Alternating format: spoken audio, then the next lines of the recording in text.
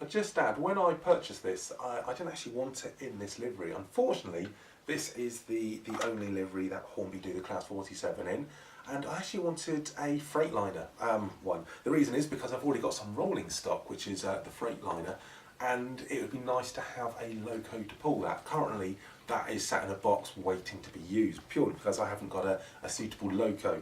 Freightliner do actually have some old Class 47s, so that would make sense, but of course this is in the old BR Rail Freight livery, and that is something that wants to change. So because I thought I've got a bit of a bargain here, £70 or so, add a few quid on the P&P for this, I thought actually this would be something where I could try to customise it, and for £70 I don't mind, you know, experimenting a little bit. I say experimenting, it should be fine. It's not like I'm going to be trying things out for the very first time.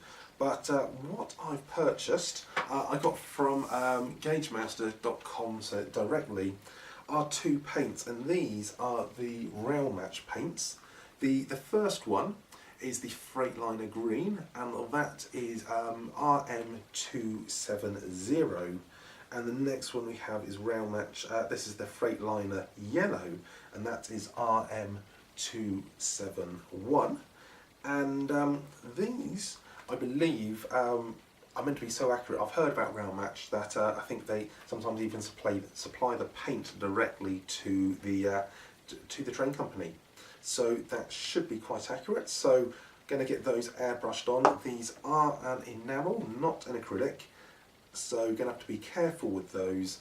But a couple of coats of that. I'm going to have to be, of course, taking off the what we've got there. In fact, I think, to be honest, because this is just sort of coloured plastic, it should be quite easy to pop the cover off, take the windows out, maybe give it a once over with a sort of a cleaner just to maybe take it down, take the decals off.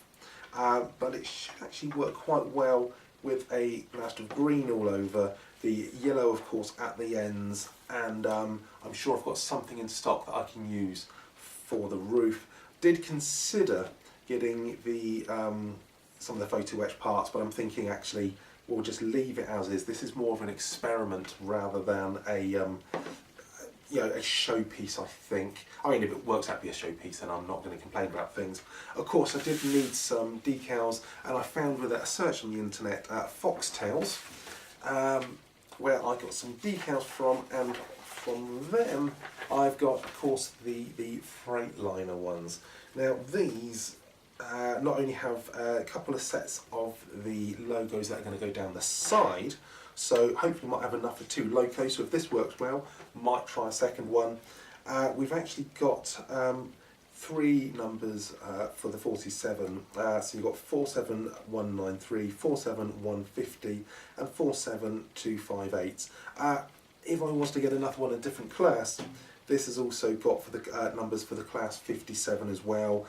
So you've got the large ones, you've got the smaller Freightliner logos in there as well, and some additional numbers as well, just so we can number that up how we want it to be. So be useful. I mean, these, to be honest, for what was just a sheet of decals, that worked out to be a few quid. With post and packing, I can't remember offhand, but it was somewhere in about the 10 to 12 region. But I think by the time you have this for about 70, those were about 275 each, those. All in, it's definitely, with post and packing as well, less than £100. It'd be a little bit of time to get this in the Freightliner livery there, get sound. I think for a class 47, I think that's going to be a pretty good project. Make sure you follow me on that one.